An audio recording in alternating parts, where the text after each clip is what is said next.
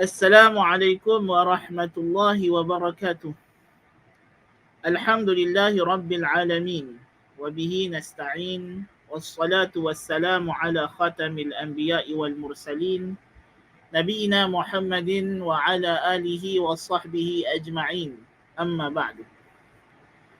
Hadirin hadirat, para penonton yang dirahmati Allah Subhanahu wa taala, para pelajar, kita meneruskan bacaan kita pada pagi ini dalam kitab An-Naba'ul Azim, Perkhabaran Agung, karangan Syekh Muhammad Abdullah Diraz rahimahullahu taala wa radhiyallahu anhu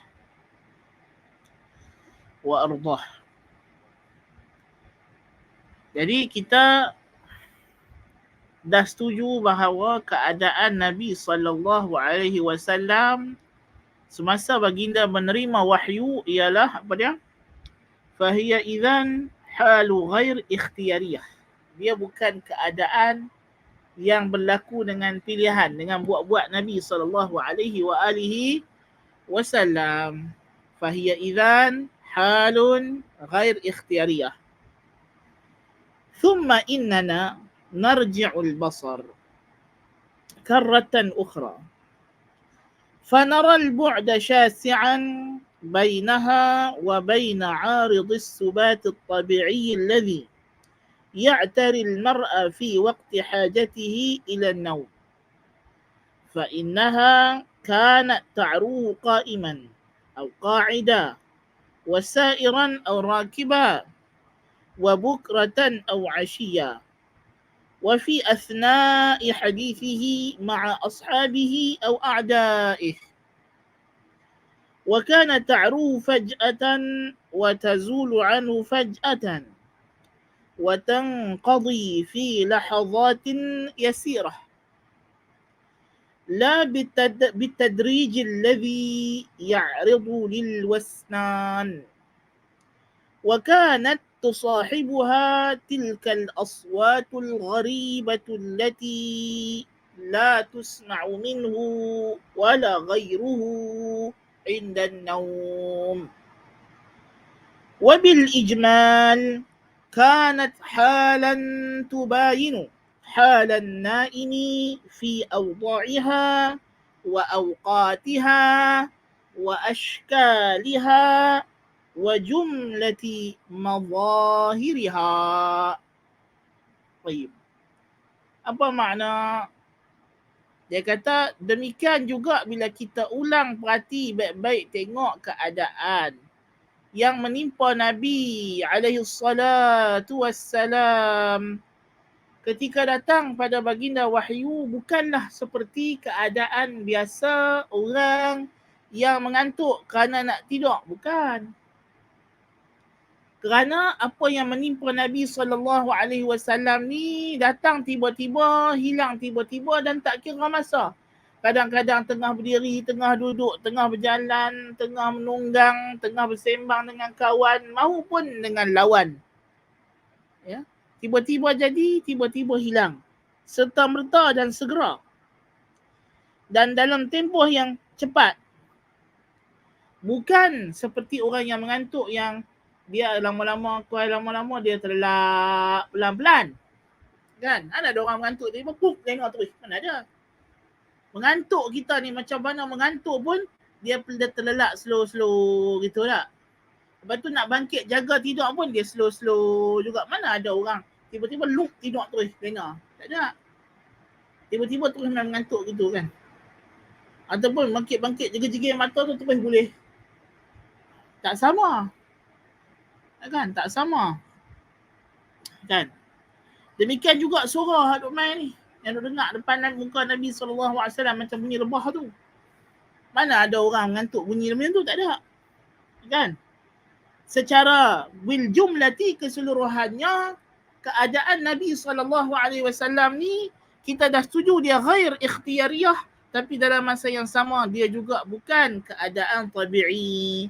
Fahiya idzan aridun ghairu tabi'i. Maka oleh kerana itu keadaan Nabi SAW tersebut bukan keadaan yang neutral, Bukan keadaan yang biasa berlaku kepada mana-mana orang. Dia keadaan yang spesial, yang khusus diketahui berlaku pada diri Nabi SAW sahaja.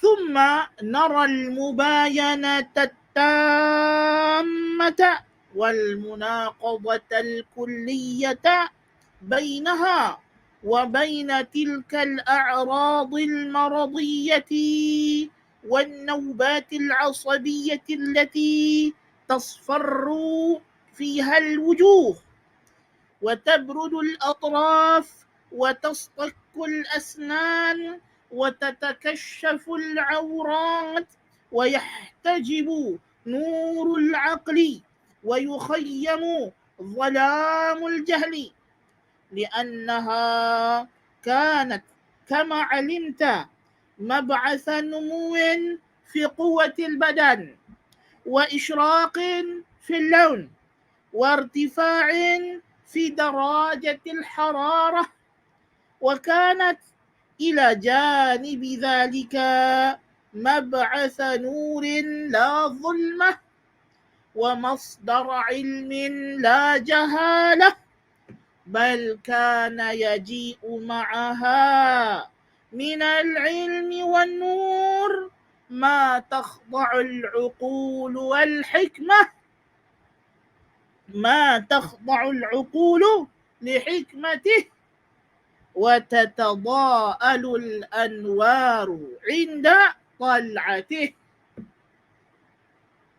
Baik, demikian juga kalau kita nak buat perbandingan di antara keadaan yang menimpa Nabi sallallahu alaihi wasallam ketika datang wahyu ini dengan keadaan orang yang kena sawan tarik, orang yang gila babi, ya, adakah sama? Jauh beza, tak sama langsung. Ya, orang yang sawan ketak-ketak mulut, gigit lidah dan sebagainya, gigit gigi dia dan kena letak sudu dan kain dan sebagainya supaya tidak gigit lidah dia sendiri.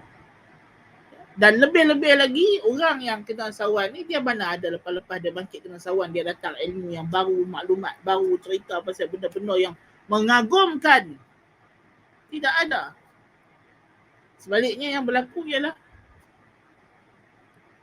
fungsi, nasallallahu al-afiyah, otaknya atau akalnya semakin lemah, bukannya semakin maju. Ya, berbeza dengan keadaan Nabi SAW. Lepas dia jadi keadaan itu kena diri dia, apa yang keluar daripada mulut dia semakin bijaksana, semakin hebat. Ya, ilmu yang disampaikan semakin meningkat. Ya, tidak sama. Ha nahnu ulai qad kidna nasil faltaqif bina waqfatan yasirah linara mab'ath hadha ad-daw' alladhi kana yabdu hinan wa yakhtafi ahyana min haythu la yada li sahibihi fi dhuhurihi wala fi ikhtifaihi hal 'asa an yakuna munba'ithan min tabi'ati hadhihi an-nafs al-muhammadiyah. Kan persoalan yang kedua, yang seterusnya, sebelum dia kata kita dah nak hampir sampai, ya, dah nak hampir sampai. Okey, persoalan dia kata sebelum kita nak pergi kepada destinasi yang kita nak sampai ni, dia kata kita berjeda sebentar, kita berhenti sat. Apa dia? Supaya kita nak buat satu lagi penilaian cepat dan ringkas. Apa dia? Adakah kejadian ini datang daripada tabiat diri Nabi Muhammad sallallahu alaihi wasallam? Idzan wallahi lakana khaliqan an yanba'itha minha abada wa lakana ahaqqu bi an yanba'itha minha fi hal al-yaqظة العادية والروية الفكرية أكثر مما ينبعث منها في تلك اللحظات اليسيرة حينما تغشيها هذه الصحابة الرقيقة التي قد تشبه السنة أو الإغماء. فلا بد إذن أن يكون وراء هذه السحابة مصدر نوراني يمد هذه النفس المحمدية بين آن وآن فيسمو بها عن أفق شعورها المحدود ويزودها بما شاء الله من العلوم ثم يرسلها إلينا محملة بهذه الشحنة العلمية إلى أن يلاقيها مرة أخرى. وكما آمن الناس بأن نور القمر ليس مستفادا من ذاته وإنما هو مستفاد من ضياء الشمس لأنهم رأوا اختلاف نوره تابعا أبدا لاختلاف مواقعه منها قربا وبعدا فكذلك فليؤمنوا بأن نور هذا القمر النبوي إنما كان شعاعا منعكسا من ضوء تلك الشمس التي يرون آثارها وإن كانوا la yarawnaha.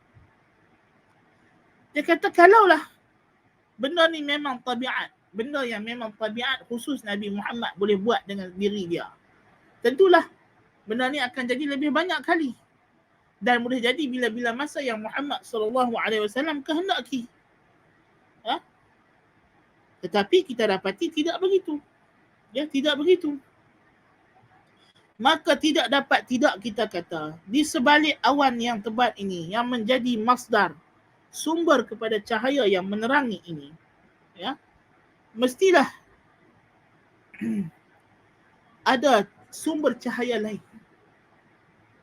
Sumber cahaya lain macam mana bulan itu hanyalah pantulan cahaya matahari, kita tak mungkin boleh kata cahaya yang datang daripada Muhammad SAW daripada petunjuk Al-Quran ini adalah daripada diri Muhammad SAW. Ya. Kerana kedatangannya mengikut kepada keadaan tadi. Ya, bukan mengikut kehendak dia. Bukan mengikut bila-bila masa yang dia nak, dia buat benda terjadi. Tidak. Bukan macam itu. Na'am innahum lam yarawha bi'ayunihim tali'atan fi rabi'atin nahar wa lam yasma'u sawtaha bi'adhanihim jarsan mafhuman wa kalaman yafqahu an-nas ولكنهم كانوا يرون قبسا منها في الجبين وكانوا يسمعون حسيسا حول الوجه الكريم وإن في ذلك لهدى للمهتدين. Memanglah mereka sendiri yang duduk dekat Nabi SAW tak nampak, tak tengok hakikat wahyu itu macam mana datang Jibril AS, tapi mereka nampak kesan-kesannya. Dan itu sudah melebihi daripada cukup. Kita mengetahui bulan memantulkan cahaya matahari kerana kita melihat kepada kesan dan pergerakan bulan. Yang mana cahaya bulan itu berbeza-beza kerana berbeza kedudukannya dengan matahari. Jadi demikianlah kita berdalil bahawasanya di sebalik cahaya yang datang daripada mulut Muhammad SAW ini ada cahaya lain yang menyuluhnya. Bukan daripada diri Muhammad SAW. Ada kita nampak ada dia punya asar. Kesan-kesannya itu ada. Kan? هي إذن قوة خارجية لأنها لا تتصل بهذه النفس المحمدية إلا حينا بعد حين وهي لا محالة قوة عالمة لأنها توحي إليه علما.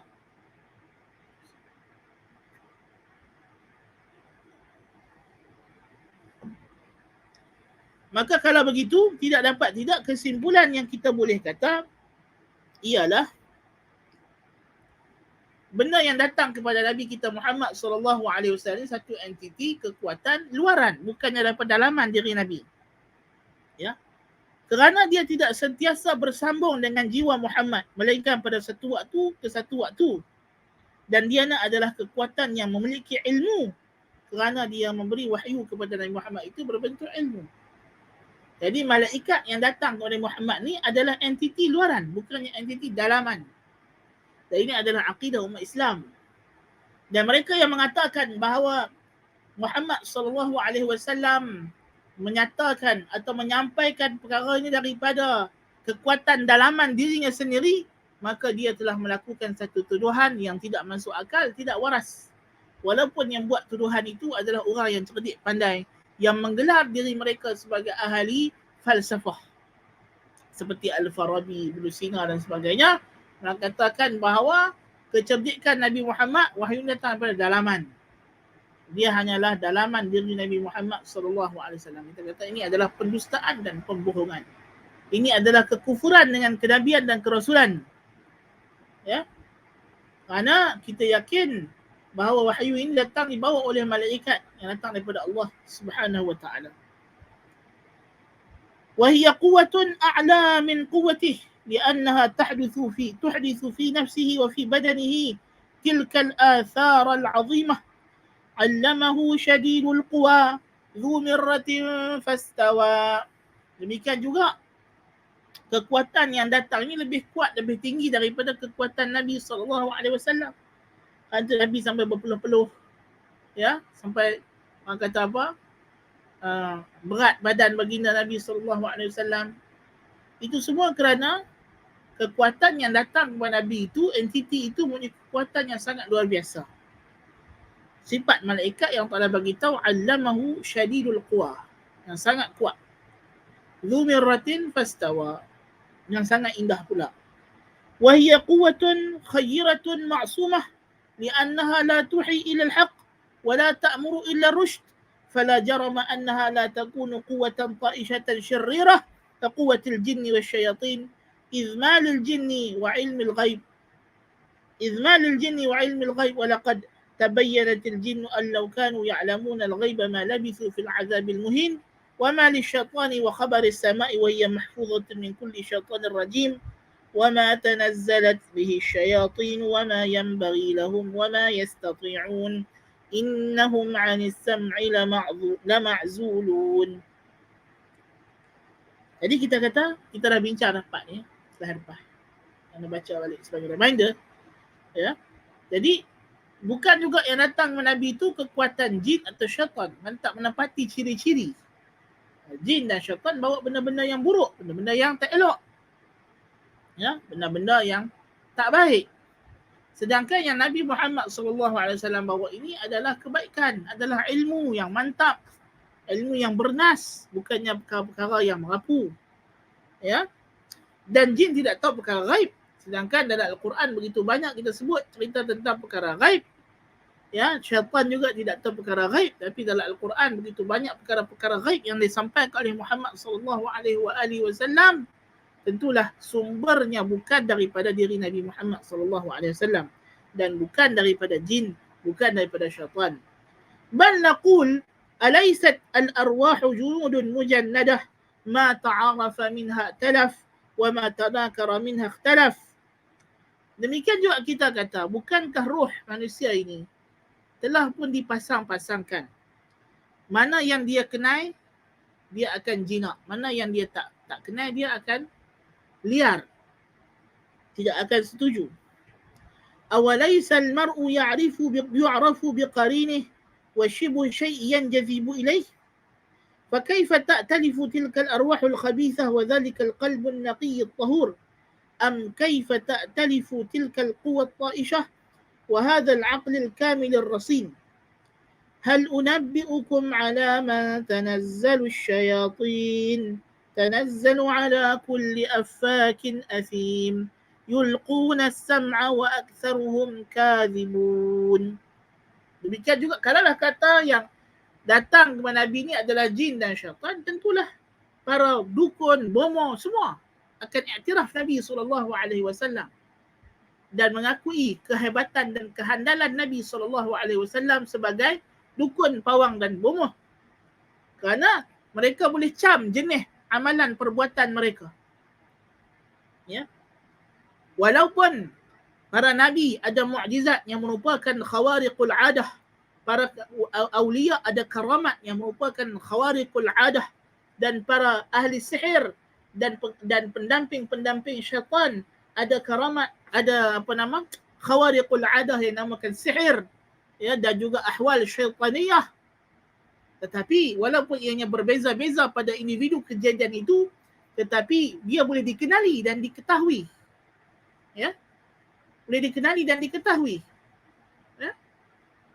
Oleh yang lain, sama-sama mereka. Bomoh kenal bomoh.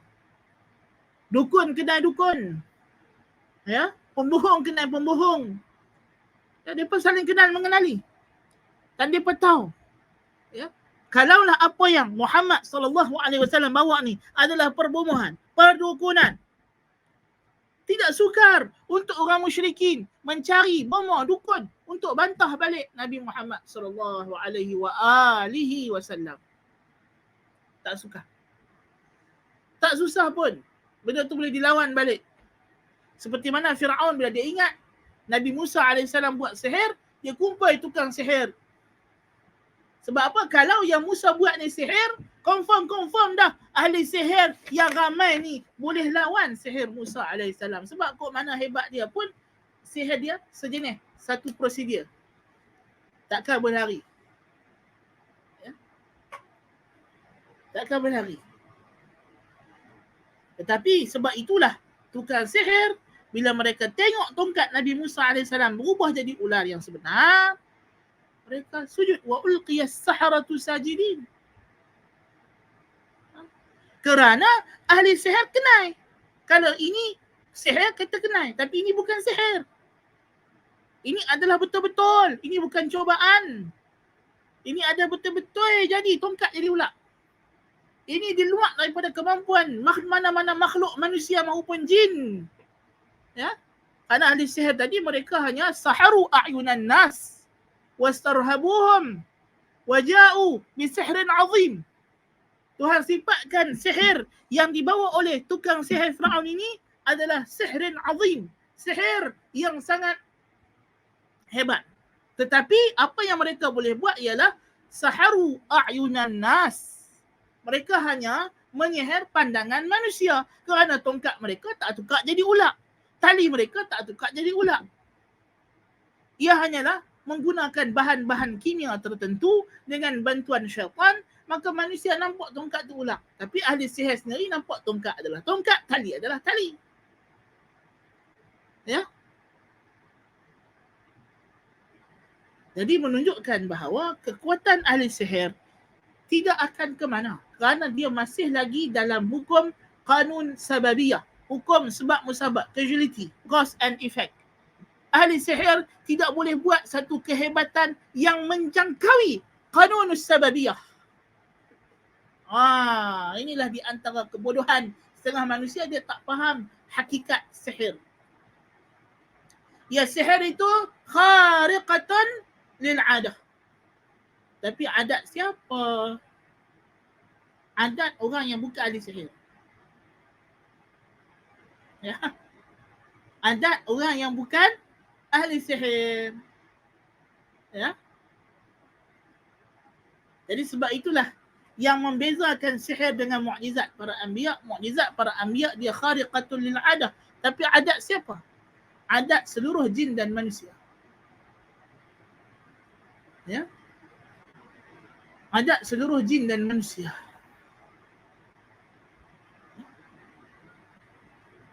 Masih lagi dalam kerangka kanun sababiyah, tapi kanun sababiyah ada sedikit perubahan. Kesan yang terhasil itu lebih daripada biasa. Subhanallah.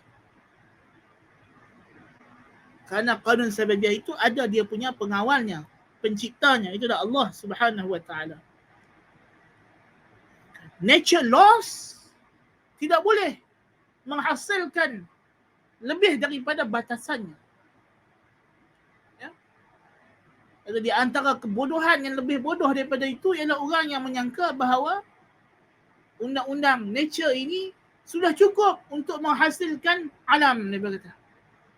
Jadi kita dah tak perlu Tuhan kalau kita sudah boleh menjawab persoalan cause and effect ini. Tengok. Subhanallah. Orang etis ni, na'udzubillah min zalik.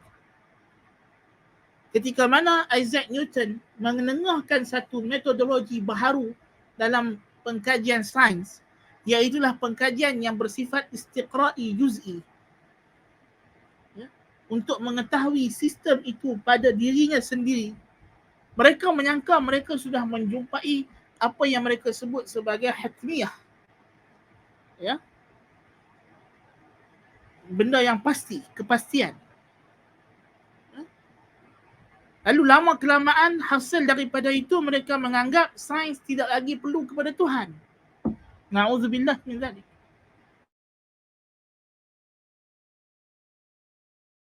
Tiba-tiba daripada dulu mereka panggil classical physics, fizik klasik yang berteraskan kepada al-hatmiyah, kepastian, tiba-tiba mereka jumpa satu cabang ilmu baru namanya quantum physics. Ya, quantum physics. Yang mana quantum physics ni tidaklah ada apa sangat, tetapi dia mencabar kepastian. Dia mencabar kepastian, mencabar hatmiyah, mabda' al-hatmiyah. Dia tidak mencabar mabda' as-sababiyah, causality, walaupun mereka menyangka begitu. Tetapi kerana subhanallahil azim, kerana golongan saintis ini begitu kufur dengan Tuhan mereka, dan mereka menyangka kalau mereka menguasai hatmiyah, mereka menguasai sababiyah. Dan kalau mereka menguasai sababiyah, maka mereka tidak perlukan lagi Tuhan. Maka Allah Ta'ala timpakan kepada mereka syak pada sebab mabda' hatmiyah. Lalu mereka berubah daripada hatmiyah jadi la hatmiyah. Akhirnya mereka syak kepada sababiyah. Subhanallahil azim. Subhanallahil azim. Ya. Yang dulu mereka puja, mereka pertuhankan sehingga mereka jadikan itu mencabar Tuhan. Allahil azim. Tidak ada orang yang mencabar Tuhan dengan sesuatu perkara, melainkan Allah Ta'ala akan bagi dia syak, dia ragu, dia tinggal dan dia benci benda itu sampailah seteruk-teruknya. Kita tengok ahlul kalam, hadirin hadirat, betapa ahlul kalam, ahli falsafah ini, betapa mereka mengagungkan akal melebihi daripada wahyu. Sehingga mereka pada asalnya menolak segala sumber yang bukan bersifat akli, termasuklah perkhabaran. Tetapi apa yang berlaku? Tiba-tiba mereka ditimpa rasa syak, ragu-ragu pada, bukan sahaja pada akal, pada hawas, pada panca indera.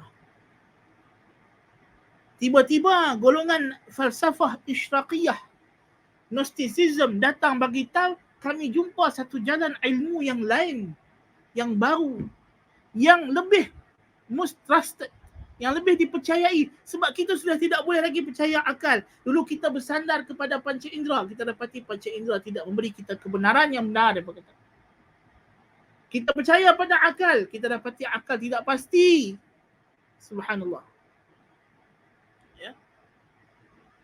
Akhirnya dia berkata, tidak ada lagi jalan melainkan dengan jalan isyraq, dengan jalan limpahan ilmu, dengan jalan zauq dan kasyaf. Terbuka kasyaf. Ya. Dia berkata bila diperlihatkan seorang wali itu akan hakikat alam. Datang pula golongan yang begitu pasti kononnya apa yang mereka lihat itu adalah hakikat. Tetapi benarkah? Tidak. Dalam keadaan mereka fana, mereka istilam, mereka syukur, mereka hilang perasaan diri mereka. Mereka hilang syuur dan emosi tentang kewujudan diri mereka sendiri. Kerana terlalu asyik menghayati kewujudan Tuhan. Ya. Rupanya syuur juga tak boleh pakai, tuan-tuan dan puan-puan. Syuur juga menipu. Kerana apa? Kerana kita tahu kadang-kadang bila kita ghalib tengok satu benda yang sangat cantik, kita terlepas terleka benda yang lain.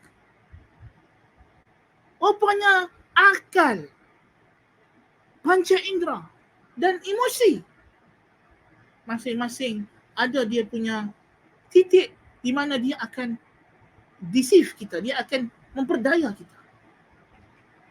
Ya? Kita terpesona melihat keindahan lautan di depan kita. Kita pun khusyuk kita dah tak sedar bahawa kita sebenarnya berdiri di tebing laut.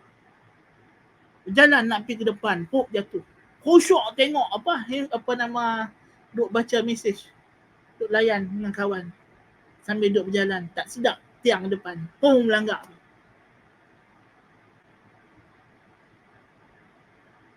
Khusyuk dengar lagu sampai terkinja-kinja, tak perasan orang duk tengok apa. Syuur kita boleh menipu kita, perasaan, zauq. Subhanallahil azim.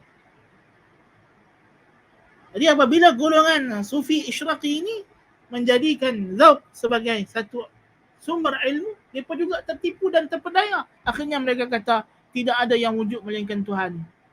Kita tidak wujud. Sedangkan itu diperdaya oleh syaitan. Diperdaya oleh diri mereka sendiri. Ghurur.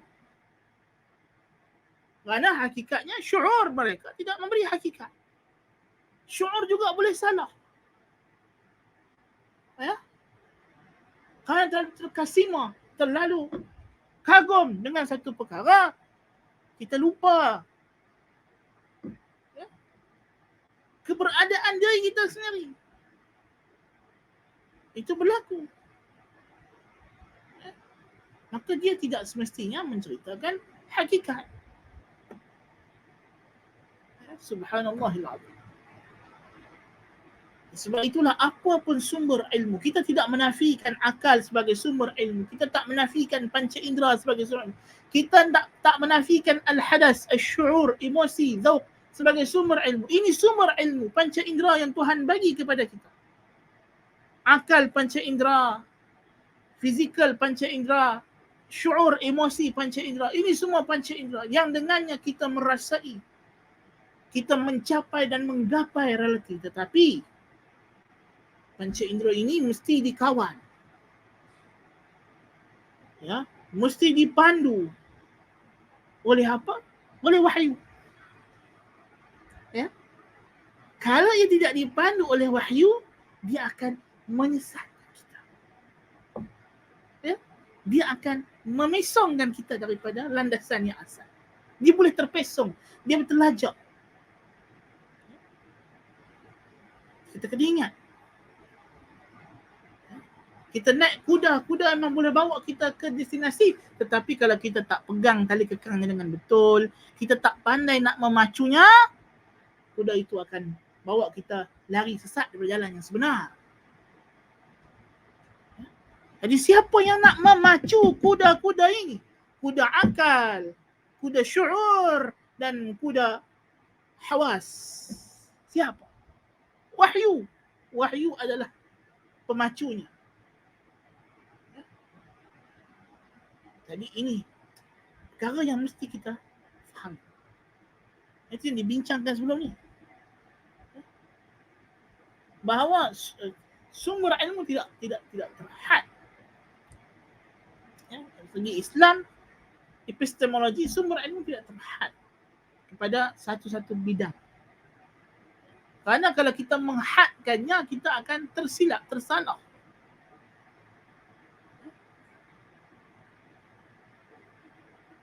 Sumber ilmu ni semuanya kena well balance. Kena diseimbangkan dengan baik. Tak mana letak akal, tak mana letak hawas, tak mana letak syuur, tak mana letak wahyu. Kalau kita letakkan semua ini dengan adunan yang betul, dengan kadar yang betul, tempat yang betul, daripada kedudukan masing-masing, maka insya-Allah taala kita akan sampai ke destinasi kita. Ya? Kita selaku as-salik ila Allah, yang berjalan, yang menuju kepada Allah. Ya? Kepala kita sebagai burung yang hendak terbang kepada Allah Subhanahu wa taala. Kepala burung kena duduk kat kepala, sayap kanan kena duduk sayap kanan, sayap kiri kena duduk kiri, ekor kena duduk ekor. You tak boleh kata saya akan terbang pergi kepada Allah hanya dengan kepala. Tak mungkin. Atau dengan sayap yang kanan sahaja, atau sayap kiri saja, atau sayap itu dia terbalikkan, yang kanan dia letak kiri, kiri letak kanan, atau ekor dia letak di kepala, kepala letak belakang. Tak mungkin. Tak mungkin. Kita akan tersilap destinasi. Perhatikan betul-betul.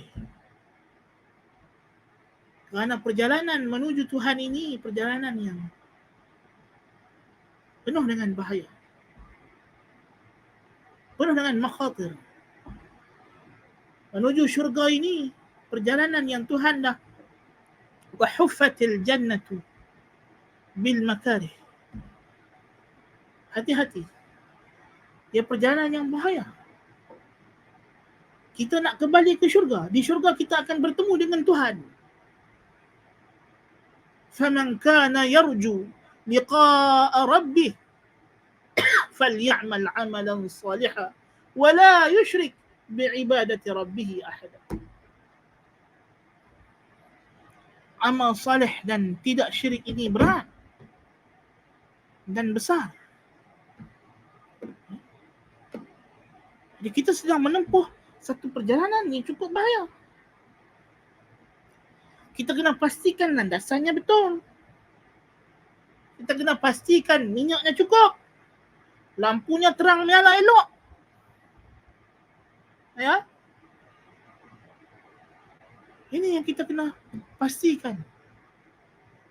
Allah Subhanahu wa taala letakkan lentera dalam jiwa kita ini, dalam hati kita ini. Mathalu nurihi kamishkatin fiha misbah. Al-misbah fi zujajah.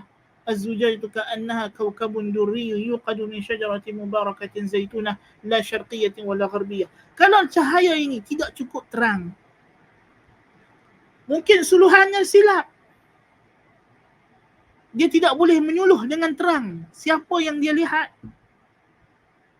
Ya. Lalu dia melihat bayang, tersalah menyangka. Ini banyak berlaku. Ya.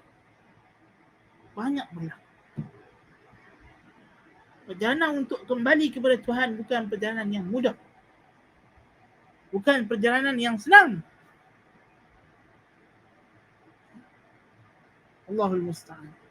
Sebab itulah nak mula solat, seruan solat, kita sahut dengan la haula wala quwwata illa billah, dan kita sudahi solat kita dengan doa Allahumma a'inni ala zikrika wa syukrika wa husni ibadatik. Dan sepanjang solat kita tidak henti-henti mengucapkan ihdinas siratal mustaqim. Kita perlukan bimbingan, pertolongan Allah sepanjang masa. Kerana perjalanan nak menuju Tuhan ini sukar. Perjalanan yang kita boleh tergelincir daripadanya. Kita boleh terbabas, terpatah balik, tersilap masuk jalan, tersilap lorong. Allahul Musta'an. Nabi dah terangkan dengan begitu jelas. Di kiri dan kanan itu macam-macam. Ya, macam-macam ada. Subhanallah. Tapi kalau kita jadikan wahyu, petunjuk kita yang membimbing kita, ya selamat. Sebab apa Nabi kata yang di hujung yang menyeru itu ialah Quran, da'i Allah. Quran di hujung jalan yang menyeru kita. Kita kena ikut suara. Follow the voice. Jangan peduli yang di kiri kanan. Yang di tingkap-tingkap yang ada kain tutup-tutup ni dengan yang orang panggil di atas-atas tu, jangan layan. Teruskan perjalanan. Nabi dah bagi gambaran yang begitu baik kepada kita. Subhanallah. Hadis dari Ahmad. Kan? Jadi ini yang kita nak bagi tahu, kata apa dia? Orang yang mengagungkan sesuatu selain Allah Ta'ala akan perlihatkan kepadanya betapa hinanya apa yang dia agungkan selain Allah Ta'ala itu. Ya? Jadi kalau dia jadikan panca indera sebagai pengagungan, lama kelamaan dia akan rasa ragu dan syak pada panca. Ya? Kalau dia terlalu mengagungkan sains, lama kelamaan Allah Ta'ala akan timpakan kepadanya penyakit ragu-ragu kepada sains. Sampai dia tak boleh terima lagi walaupun yang hakikat, yang hak, yang benar. Kita tak boleh hulu dalam apa-apa sangat.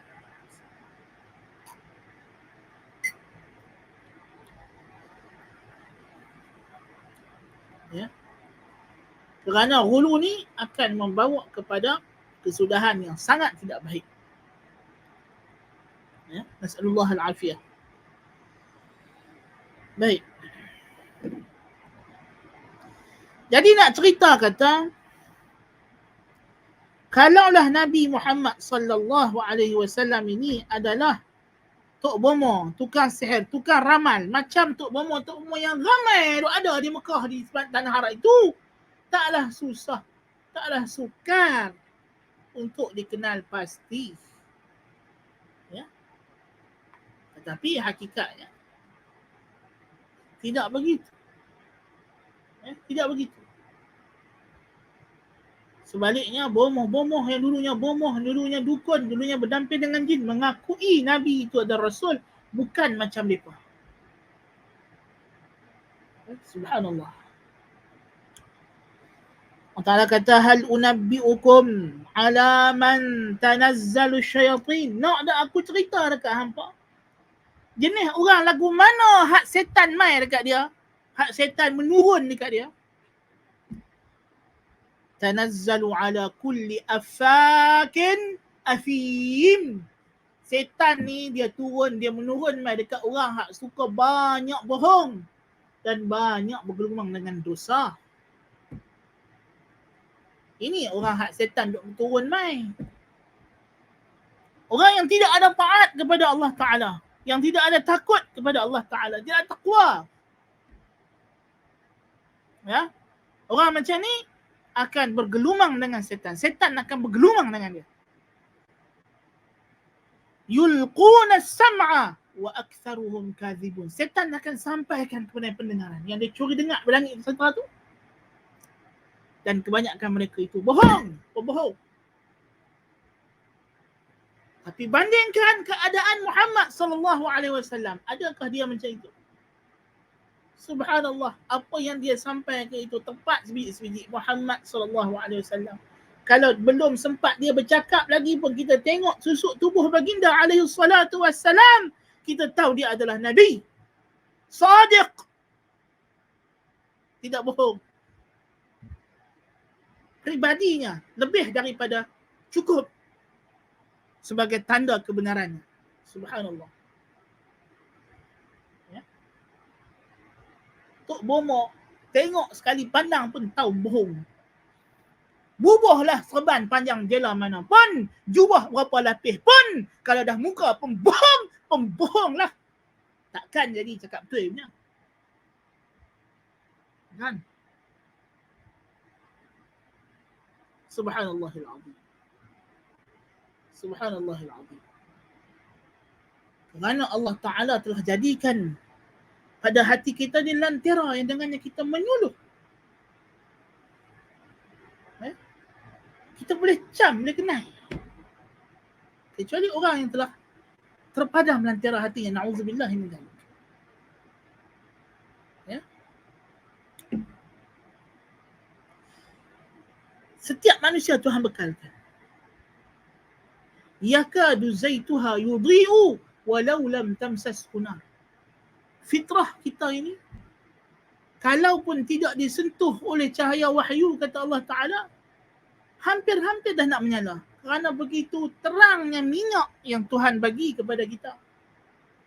Subhanallah. Kita dah belajar maknanya. Apa makna zait di sini? Ialah fitrah. Yani fitrah, persediaan dalam jiwa manusia untuk menerima wahyu. Minyak itu sendiri sudah pun terang. Hampir-hampir nak menyala sebelum wahyu datang disinarkan ke dalam hati. Apatah lagi bila wahyu datang. Tentulah keterangan cahayanya lebih jelas. Tak mungkin kita tak kenal dia ni bohong ke tipu. Melainkan inat, melainkan keangkuhan, kesombongan, kedegilan yang menghalang daripada seseorang itu mengakui kenabian dan kerasulan Muhammad sallallahu alaihi wa ala alihi wasallam. Nah, فماذا عسى أن تكون هذه القوة إن لم تكن قوة ملك كريم. Kalau dah begitu, apa lagi yang tinggal kemungkinan? Apa lagi yang boleh kita kata kekuatan yang datang kepada Muhammad, entiti ini, kalau bukan malaikat apa dia? Tak ada dah, manusia dah, bukan jin dah, bukan. Takkan nak kata binatang kot. Takkan nak pergi kata pokok kot. Ngarut lah. Sebab ini saja possibility ada. Possibility yang boleh masuk dalam benda ini, ihtimal ini, hanya 3 jenis makhluk ni je. Ya? Sama ada dia manusia, atau jin, atau malaikat. Kalau manusia bukan, jin bukan, satu jawapan saja tinggal lagi. Malaikat saja. Dia hanya ada A, B, C yang mutasyabihat. D tu yang jelas salah. Ya? Tapi bila kita dah perhati, A pun bukan, B pun bukan, tinggal C ya. Kan? Nak kata apa lagi? Bukan susah nak fikir. Pada asasnya, tapi susah apa saya? Kita ni banyak hawa nafsu dan syahwat dan sebagainya. Kan? So kita dah buktikan yang mengajak Muhammad sallallahu alaihi wasallam bukan manusia. Confirm bukan manusia. Nak cerita pasal jin, kita cerita jin. Jin bukan lah. Memang bukan jin. Kan? Anak kata tumbuhan mengajak dia. Janganlah buat bodoh, membodohkan diri sendiri. Ya? Tak ada nak habis cakap orang nanti angkut dengan pitanya rambutan. Kan? Hang nak kata jamadat mengajak dia, batu, kayu, gunung, ganang. Jangan cari pasal. Kan? Tak ada nak habis cakap nanti orang terlempak batu lah hang. Hang nak kata pokok, tumbuh-tumbuhan mengajak dia. Nak kata haiwan, burung, ayam, itik mengajak Nabi Muhammad. Tak ada nak ambil cakap nanti rimau terkang dulu. Nampak sangat bongok. Kan? So, the only answer left ialah malaikat. Full stop. Kan? Full stop. Tidak ada lagi kemungkinan yang lain. Tidak ada lagi jawapan yang lain. Yang ada hanyalah malaikat selaku al-quwwatur ruhaniyatul khayrah. Kekuatan rohani yang baik. Ya? Kekuatan rohani yang sangat kuat, gagah perkasa, lagi baik. Nah, malaikat. Tidak ada lagi yang lain. Kan? So inilah dia yang kita kehendaki untuk kamu mengakui bahawa Al-Quran ini datang daripada malaikat. Kalau dah malaikat, nama pun malaikah. Apa nama dia? Malaikat. Malaikat apa makna? Dalam segi bahasa.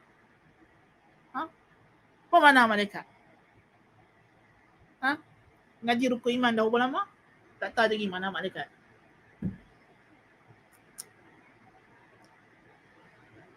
Rasul, utusan. Malaikat ni mana utusan? Daripada al-alukah, kita dah ajak berapa kali dah. Kan? Malaikat ni rasul, utusan, risalah. Al-alukah. Daripada al-ma'la. Ya. So, kalau malaikat ni utusan, adakah dia boleh reka? Dia punya sendiri? Tak ada. Malaikat, syiar mereka apa dia? Qalu subhanaka la ilma lana illa ma 'allamtana innaka antal alimul hakim. Terang-terang malaikat ni dia mengaku dia tak ada ilmu diri dia sendiri. Of course. Benda yang wujud ni Hanya dua jenis sahaja. Sama ada dia mawjudun wajibun atau mawjudun mumkinun. Betul tak? Dua sahaja. Ya. Dan apa sahaja yang mungkin, wujudnya bukan daripada dirinya. Dia diwujudkan. Kalau dah wujudnya pun bukan daripada dirinya, apatah lagi segala yang lain. Tak. Al-mawjudul mumkin wujuduhu la min nafsih, min ghairih, min al-wajib, min ijadil wajib, la min wujudil wajib. Intabihu. Jangan kata wujud mungkin daripada wujud wajib. Salah. Wujudul wajib la yalzam wujudul mungkin. Tetapi apa yang melazimkan wujudul mungkin? Ijadul wajib. Ijadul wajib. Tetapi wujudul wajib adalah illah pada ijad. Kan? Kerana wujudnya lah menjadi illah bagi kudrahnya, ilmunya, hikmahnya, kehendaknya, dan perbuatan-perbuatannya daripada al-khalqu wal-razqu wal-ihya'u wal-imatatu wal-ijadu wal-i'damu, kullu syai'.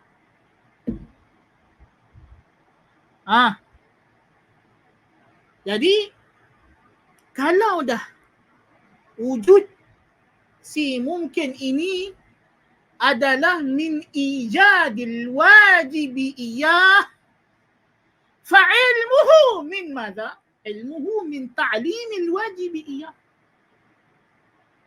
La ghayr. Mustahil ilmu mungkin daripada diri mungkin. Jadi daripada mana ilmu mungkin? Daripada ta'lim, pengajaran al-wajib kepadanya. Wa'allama Adam al-asma'a kullaha.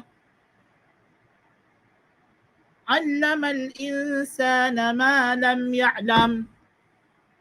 Qalu subhanaka la ilma lana illa ma 'allamtana. Ini dia.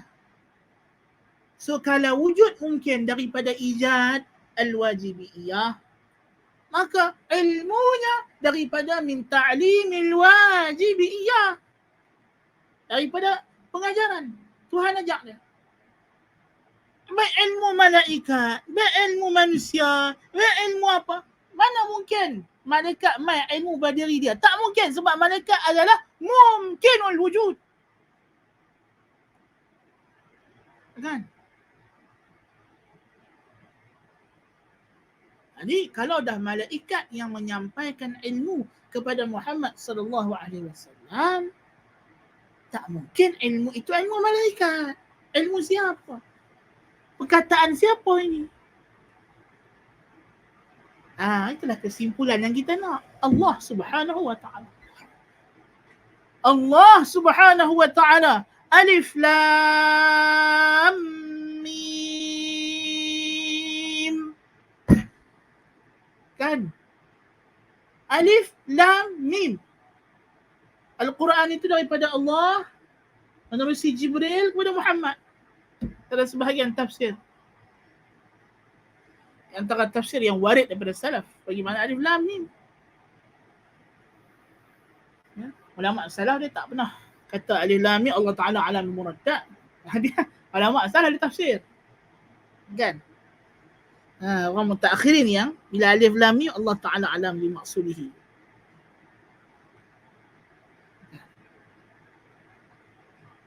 Ulama salaf, kita baca tafsir ulama salaf, macam-macam tafsir dia, tafsir makna Alif Lam Mim sekian, makna Taha sekian, makna Hamim sekian, Yasin makna sekian. Semua tafsir. Ada mana? Kan? Allah Ta'ala kata zalikal kitabu la raiba fihi tanzilul kitabi la raiba fihi min rabbil alamin. Tanzilul kitabi la raiba fihi min rabbil alamin. Tak ada keraguan dah. Nak ragu kok mana lagi? Once you establish that the source of the Quran that the teacher of Muhammad sallallahu alaihi wasallam is the angel Jibril alaihi salam. Automatically, the premier source of the Quran is God himself. Subhanallah. Kalamullah. Allahu akbar. Allahu akbar. Anzalahu bi'ilmi. Allah Ta'ala menurunkan Quran itu daripada ilmunya. Ilmu Allah Subhanahu. Tanzilul kitabi min Allah. Daripada Allah. Daripada Allah. Satu-satunya benda yang disebut dalam Quran turun daripada Tuhan sendiri ialah Quran. Ya, daripada Quran. Hujan turun, Tuhan kata hujan turun dari langit. Kan? Haiwan ternakan Tuhan kata kami turunkan. Turun daripada mana? Of course kita tengok mata kepala kita turun daripada perut mak dia, lembu dan beranak dia turun, anak dia keluar tu. Besi Tuhan kata turun daripada tek bintang dan sebagainya yang melanggar bumi. Kan? Satu-satunya benda yang Tuhan sebut dalam Quran turun daripada Tuhan sendiri ialah Al-Quran. Kan? Tak ada dah. Amin. Subhanallahil azim. Subhanallahil azim. Jadi dia kata apa lagi yang boleh jadi kemungkinan untuk kita tafsirkan kekuatan yang datang kepada Muhammad sallallahu alaihi wasallam ini melainkan dia adalah malaikat yang mulia. Subhanallah. Wanita-wanita Mesir. Tengok Nabi Yusuf alaihissalam. Rupa cantik macam tu pun mereka tak boleh terima. Itu adalah manusia ataupun jin. Mereka kata ma hadza bashara in hadza illa malakun karim. Sebab malaikat yang paling cantik. Cantiknya malaikat. Kan? Allah Ta'ala kata berkenaan Jibril apa tadi? Allamahu syadidul quwa Dhu mirratin fastawa. Dhu mirrah. Elok, cantik, handsome Jibril. Subhanallahil azim. Dan manusia, umat manusia keseluruhannya bersepakat. Mereka menisbahkan kebaikan, keelokan, kecantikan daripada satu tenaga spiritual yang mereka namakan malaikah. Angel. Ya. Subhanallah.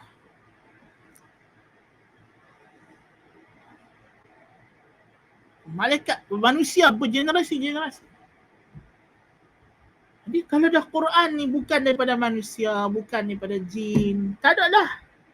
Memang benda malaikat, confirm dah malaikat. Okay. Dan once dia daripada malaikat, dia daripada Allah Subhanahu Wa Taala. Kerana malaikat adalah utusan Allah Subhanahu Wa Taala.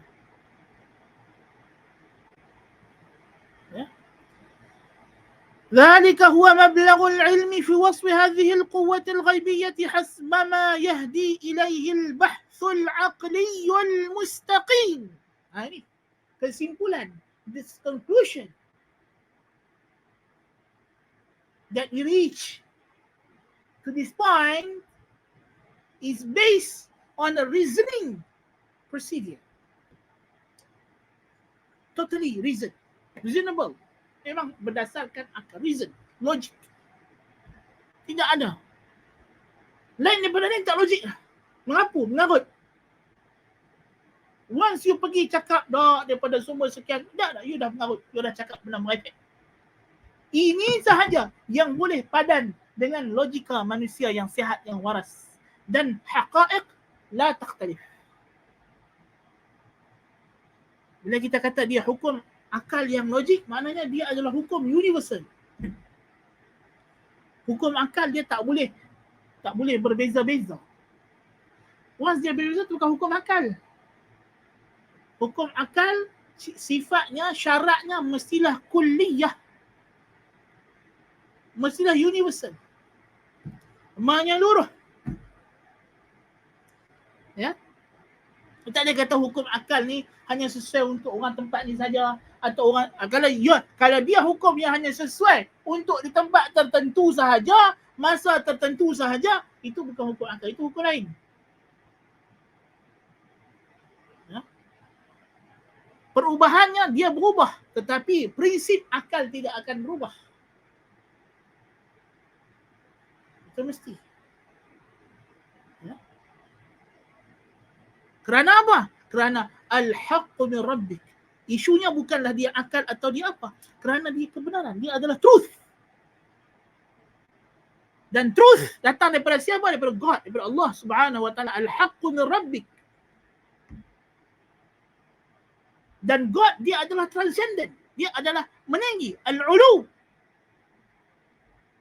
Dia tidak dipengaruhi oleh alam semesta ini. Perubahan-perubahannya. Ya. Jadi Tuhan, bila kebenaran datang daripada Tuhan, kebenaran itu mesti bersifat universal. Mesti bersifat menjangkaui, melangkaui segala dimensi zamkaniyah. Al-ab'aduz zamkaniyah. Dimensi space-time ini. Mesti menjangkaui. Ya. Itu adalah tidak dapat diperdebatkan lagi. Ada debat itu sudah cerita lain. Cerita maknanya dia ni, kita bukan nak kalau ada orang nak berdebat ni, kita tak berdebat dengan dia, kita hantar dia pergi buat rawatan di Tanjung Rambutan. Ya. Subhanallah. Baik. Walaysa bil mu'minil muqtasid hajatun ila akthar min hadzal qadar. Orang beriman tidak perlu lebih daripada ini. Fi irda'i syahwatihi al-ilmiyah wala fi tathbiti aqidatihi ad-diniyah. Ini orang mukmin, kalau orang yang percaya, orang yang waras, orang yang matang, ini adalah penyudah. Dia tak perlu lagi lebih daripada ini. Untuk memuaskan syahwat ilmunya, untuk meneguhkan akidah agamanya, logik akal sekadar ini sudah lebih daripada cukup. Ya, kerana lebih daripada ini akan jadi safsatah. Dia akan jadi safsatah. Dia akan jadi benda yang bersifat mencabar ataupun benda yang mengarut, merepek. Istilah kita mengarut, merepek lah. Dan فمن شاء المزيد من وصفها وحليتها فليس سبيله الرجوع إلى دلالات العقول وإنما سبيله الرجوع إلى النقل الصحيح عن مهبط سرها ومظهر نورها صلى الله عليه وسلم، فهو وحده الذي يستطيع أن يتحدث عن صاحب هذا السر حديث الشاهد العيان الذي رأى شخصه وسمع صوته، بل حديث التلميذ الذي جلس إلى أستاذه غير مرة. Kalau you nak tahu lebih, dia malaikat tu nama apa, macam mana rupa dia, macam mana dia, daripada apa dia cerita, itu tak ada lah. Itu you kena tanya orang hak tengok lah. Nak sampai tengok Nabi SAW. Kan? Macam kita tadi, kita dah buat kesimpulan satu orang cerdik, pandai apa semua, kita tahu kata dia mengaji di universiti, dia ni lulusan universiti, sebab dia orang yang pandai, orang cerdik, dia mengaji dengan satu tok guru yang sangat hebat, sangat tinggi ilmunya, pasal kita tengok dia ni orang yang hebat mana ilmu. Kita boleh buat kesimpulan dekat tu. Tapi universiti mana dia mengaji, berapa lama dia mengaji, pada tahun bila dia mengaji, apa nama tok guru dia, tang mana dia ambil ilmu. Itu semua hang kena pergi tanya dia. The details, sebab akal tidak boleh bagi detail. Akal universal. As we stated earlier. Hukum akal dia tidak boleh berikan detail. Kan? Dia tidak boleh memberikan perincian. Kan? Perincian diperolehi daripada khabar, daripada pemberitahuan.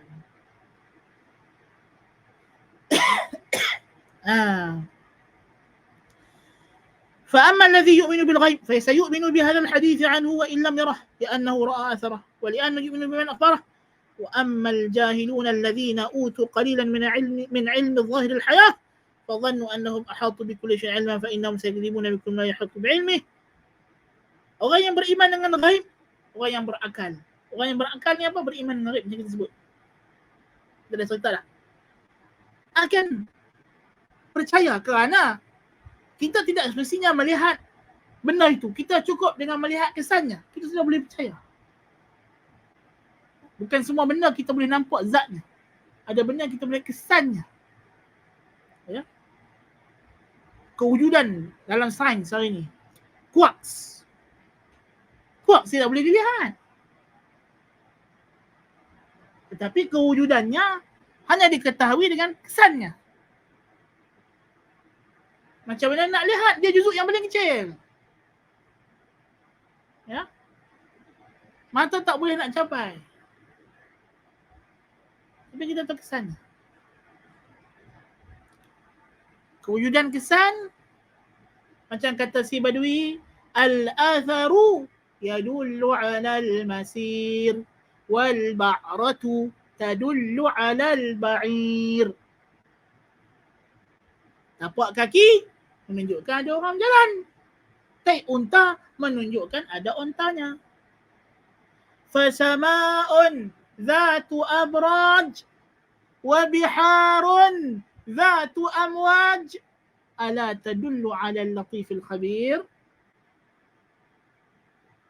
Langit yang berburuj, lautan yang berombak, tidak cukup lagi kah nak habaq dekat kita? Di sana ada pencipta yang maha terperinci pengetahuannya, maha mengetahui segala selok-belok perkara. Allah. Pakcik Badui ya. Kan? Kataan Badui ni cukup dalam tak? Subhanallahil azim. Ya.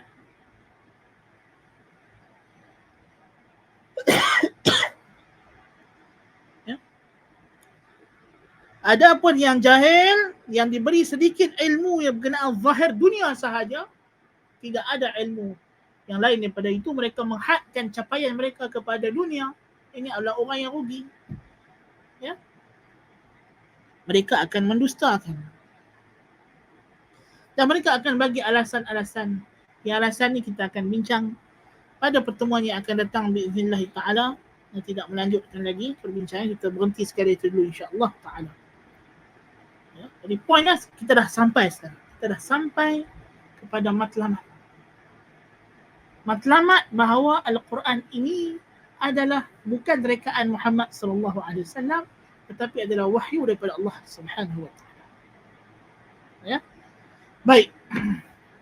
Dan kalau tidak ada soalan, berdasarkan apa yang anda tengok di ruangan komen ni, tidak ada soalan. Kalau begitu kita cukup dengan perbincangan kita setakat itu dulu untuk hari ini. Semoga Allah Ta'ala memberikan manfaat. Lepas kelas ni baca lagi sekali lagi buku ni. Ulang baca. Faham apa idea yang kita nak sampaikan.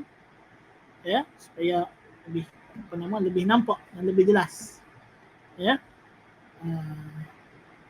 Dan kalau siapa yang rajin tu mungkin dia boleh buat peta minda ke apa ke buku ni, maka dia akan lebih nampak lagi perjalanan flow hujah-hujah pendalilan kita itu. Macam mana hujah flow penghujahan itu.